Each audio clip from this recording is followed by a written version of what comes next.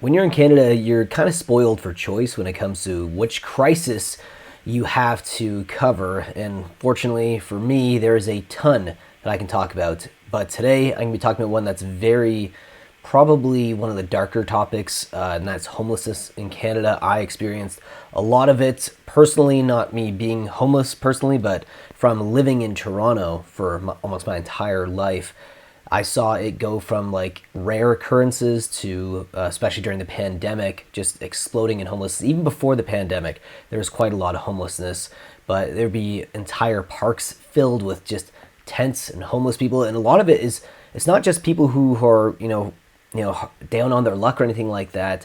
It's not just all mentally ill people. Sometimes it's people who actually choose to be homeless because of the cost of living in Canada is just so ridiculous. So this is going to be an interesting video here today, guys. There's a ton of content, so we're going to give me one of my longer videos. So with that being said, let's take a look at some of these. Breaking news, Canadians, about 20,000 per month are going to experience homelessness. You see, we are in a depression. Not even a recession anymore. The cost of living has surged. Cost of food, cost of rent, cost of insurance, gas, cell phone, everything is just adding up. Canadians cannot afford it. And the forecast is about 20,000 Canadians per month will experience some type of homelessness. Tell me, what do you guys think?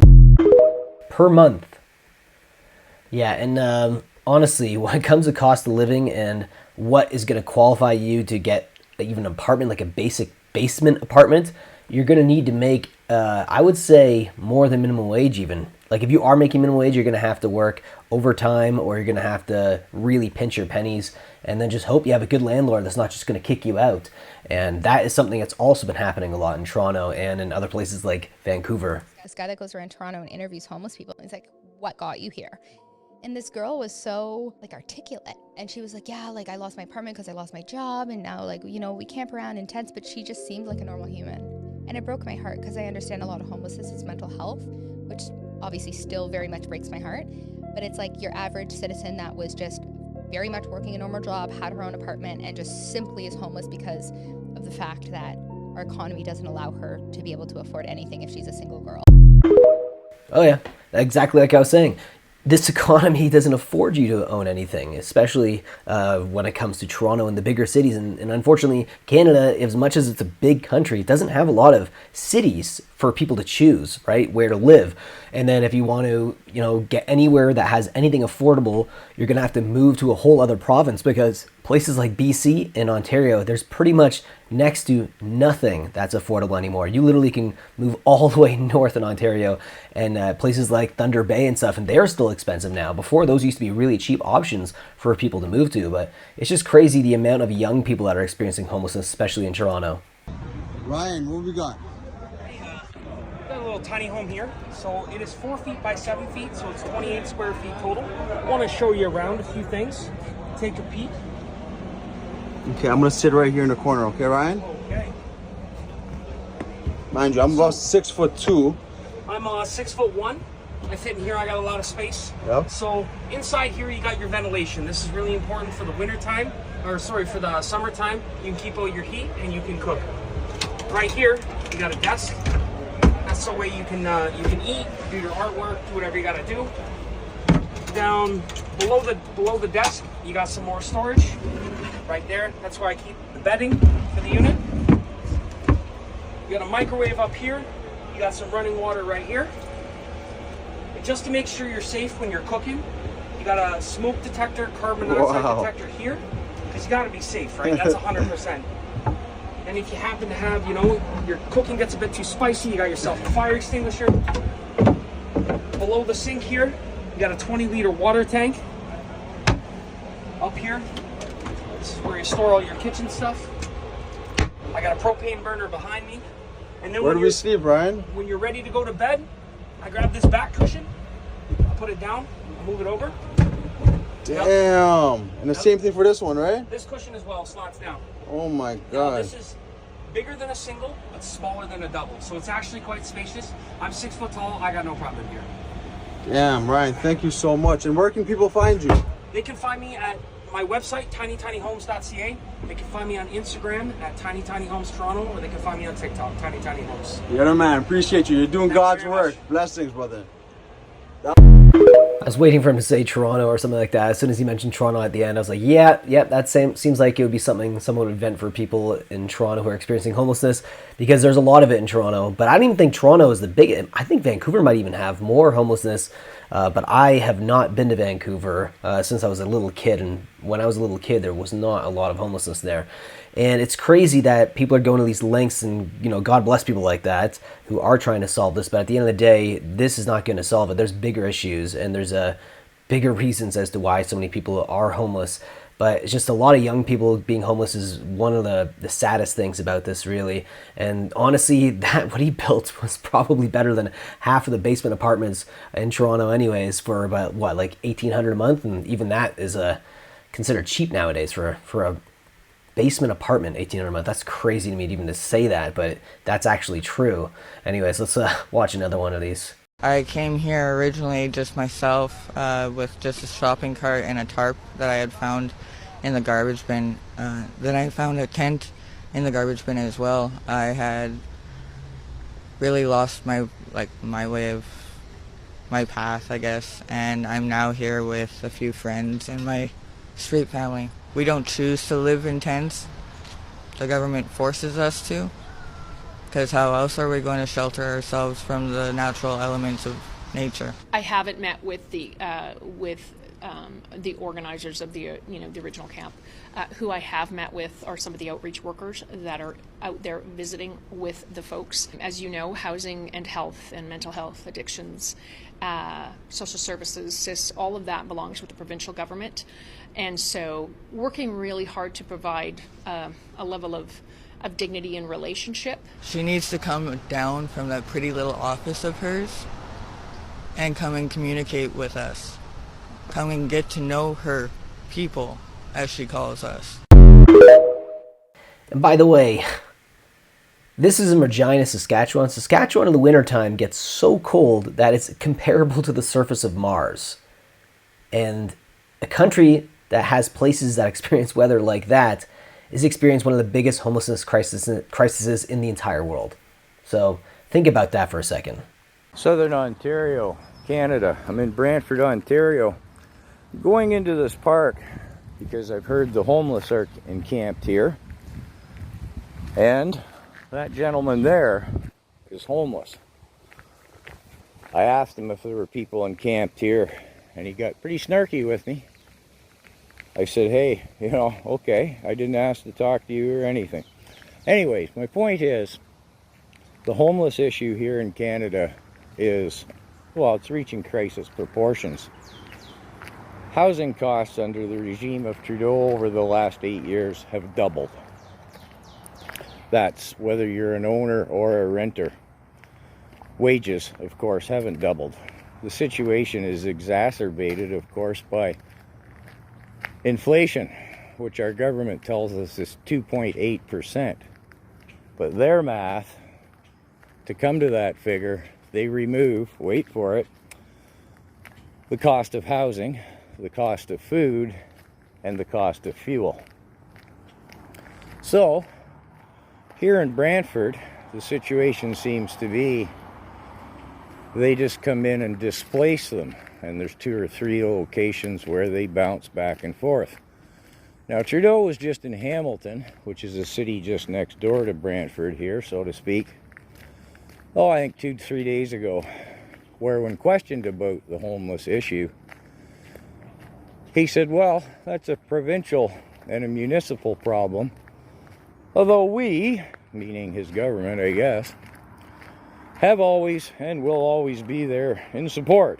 Although he didn't say what that support was. Although what he was doing in Hamilton was dumping in, I don't know what the figure was now, over $100 million to build a few houses. But that's all. He keeps popping up in Hamilton and throwing more money at them. In part because it seems to be a bastion of NDP voters. And I'm assuming he's, trying to buy a few of them to swing over his way. So anyways, I will see what I see in here, if anything at all. That's Brantford, Ontario. It's a place that used to be famous being known for the birthplace of Wayne Gretzky, now apparently homelessness is what it's going to be known for. Unbelievable scenes. So this one is crazy. This is just some scenes that's been going across Canada and big cities, like the removal of tents and everything. I remember when they removed these tents and there's not enough places to actually go to for a shelter, there's really no recourse for people who are, being forcibly removed, or if their things forcibly removed from the streets. So it's a very sad situation here. Oh, they're gonna dump that guy's entire, holy shit. They're gonna dump all of his stuff. That's insane. That guy's got a wheel. Holy shit, bro. That's insane. I'm sorry that's happening to you. Holy, how... Oh. This entire thing's a travesty. This is just a human rights travesty on like on a large scale.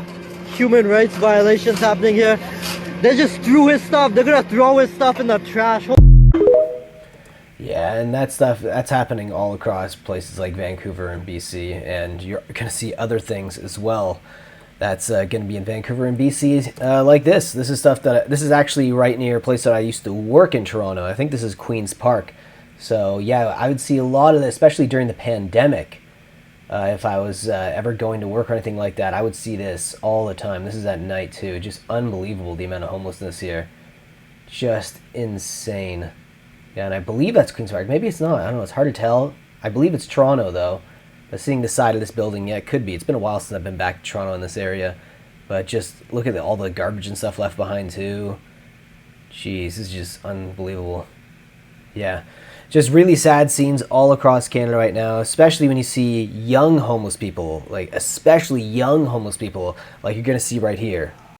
What's up? I'm homeless, and if you're following my journey, this is my next video. This is my fit check for the day. I got the pants from Superstore. I got the shirt from the church that feeds me on Sundays. I got a backpack from my ex, which is my purse right now. And it has a bunch of stuff in it. What's it called? I'm currently going to the optometrist with a friend, and I booked my dentist appointment.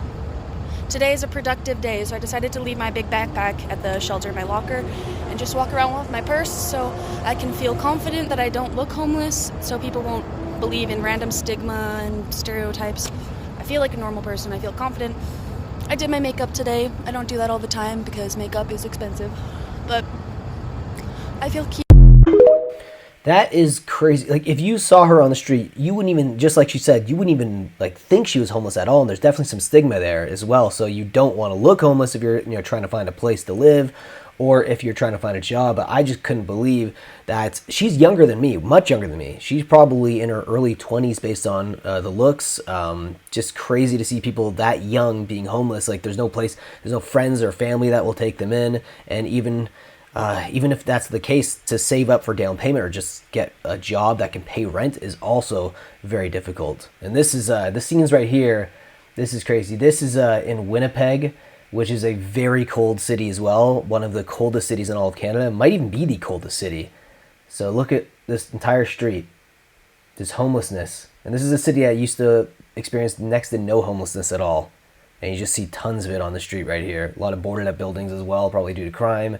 Just crazy. Yeah, and this next one is very sad because it's in a very cold city as well, Canada, cold. Edmonton, Alberta. Homeless sleeping in the harsh weather in Edmonton, Alberta. This is Canada. Edmonton, what are you doing? Look. Now people in the sleeper. This is where people are sleeping at this time of the year. Imagine. Look, this is Canada, really. And I see homeless people live, homeless people live. This is where they're sleeping, homeless. So sad, so pathetic. These are scenes in Canada you would never even imagine like 25 years ago, and you're seeing it en masse. And I feel like things got exasperated and like went even faster in during the pandemic. So it's just, we're in a wild world here in Canada, and some people are just completely giving up. And the fact that it's affecting young people almost more than any other demographic is a sure sign of a decaying economy and maybe even a declining country. Let me know your thoughts. This is the final video that we're going to be taking a look at.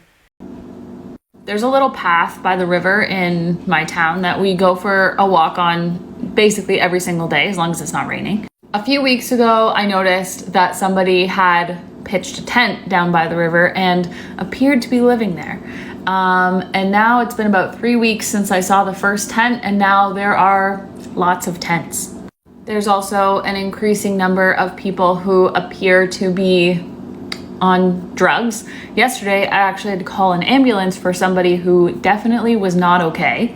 And then later yesterday, I had a conversation with somebody who was an older person who made a comment about how there's a staffing shortage at one of the stores downtown in my hometown, and nobody wants to work.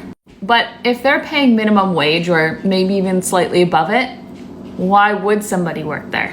The average rent in my town, I live in a small town in Ontario, not in the GTA. The average rent for a 1-bedroom apartment, and not a nice one, is probably around $2,000 a month.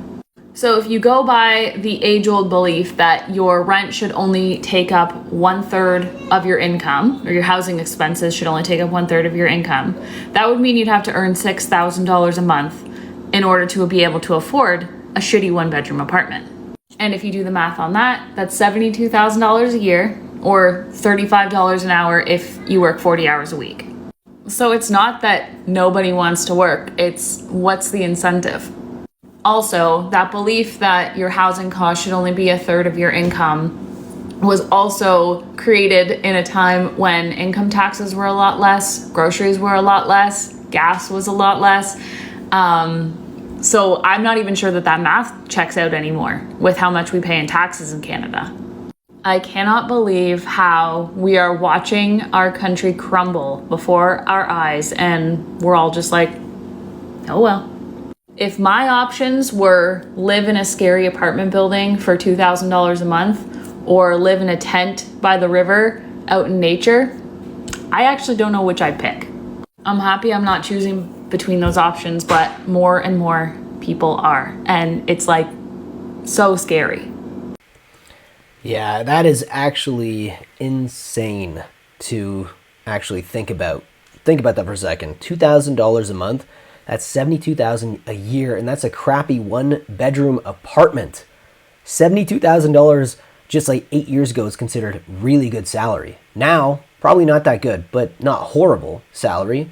$100,000 now is like the new average income if you want to actually live in a city in Canada. It doesn't even matter what city. It feels like that's the income you want if you want to have a comfortable existence. That is unbelievable. $2,000 a month for a 1-bedroom apartment. Jeez. This is Canada for you guys. Homelessness en masse. Let me know your thoughts about this video down below in the comment section, and I'll see you guys in the next one. Take care.